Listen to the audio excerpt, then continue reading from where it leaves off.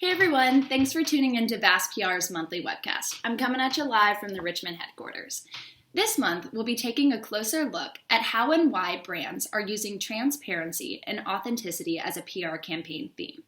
Hopefully, you'll understand that transparency platform PR strategists are taking and how and why they might be adopting these methods. Let me explain this whole idea of transparency to you. So, transparency by definition is described as the state of being able to shine through something and being free from pretense or deceit. So, transparency in branding is a standard of clarity and truth in a firm's business practices.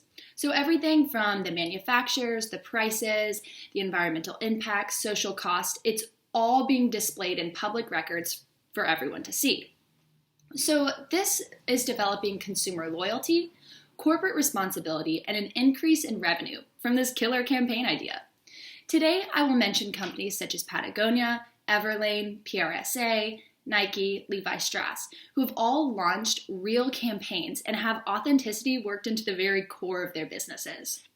This lean toward authentic campaign strategies first started in the 1990s. For example, a case study by David Dorey in the Journal of Business Ethics found that in 1990s, Nike and Levi Strauss was the first in their industry to disclose their full supplier lists.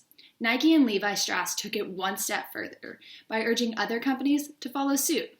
This was crazy in their time because they didn't know if the public was going to take this negatively or positively. So the internet has given us more of a demand for transparency, with info at our very fingertips. According to the Internet Live States Corporation, over 40% of the world's population has access to the internet. In 1995, it was less than 1%. So information is becoming our right, and companies must match that. The need for transparency may have well grown from 1% to 40%. Transparency is trending, and brand authenticity was number 13th on Forbes' marketing prediction list for 2015 and 2016.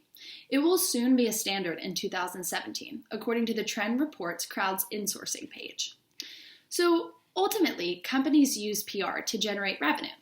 And Robert Eccles, the author of The Value Reporting Revolution, suggests that marketing gives us a higher value to businesses that are authentic. So Eccles shows that full disclosure directly raises revenue. And Everlane is an example of a company that follows this raise in revenue. They are a $250 million startup whose entire business model and PR campaigns are based off of transparency. According to the Fashion Nerd blog, he reported that Everlane completes all of their PR in-house to prove that they're even being transparent on this platform. So it seems to be that the public and millennials are going to demand and expect this from companies. Even the president and CEO of the PRSA, Reed Biram, responded to an idea in an article by Business Wire where he replied to the Federal Communications Commission when they refused to hold public hearings. So even he is backing this stance. Let me read a quote that he said about this. "We must build public trust by revealing all information needed for responsible decision-making and encourage the free flow of information between institutions and the public. This is a matter of transparency."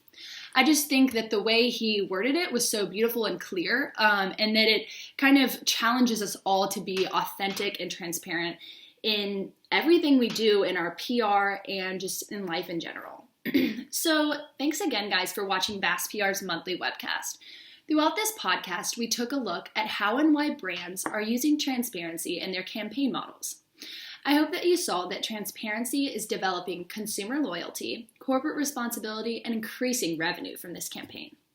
So consider if brand transparency is important to you. If it is, let this affect your purchasing decisions and media consumption. If you're a brand or PR specialist, consider implementing this in your very next PR campaign, and let us know how it goes. Additionally, if you'd like to continue this conversation, join Bass PR next week for a follow-up interactive webinar where we can ask questions, discuss, and just state our opinion about it. Also, check out Patagonia.com, an eco-friendly retailer that shows their ecological footprint, both good and bad, for an interesting look at how they pulled off this campaign idea. If you'd like to read some fictional literature about it, try The Circle by David Edgars. He gives a very interesting take on this idea of transparency. So, as always, signing off with love, and we urge you guys to stay in the loop with Bass PR. Thanks, guys.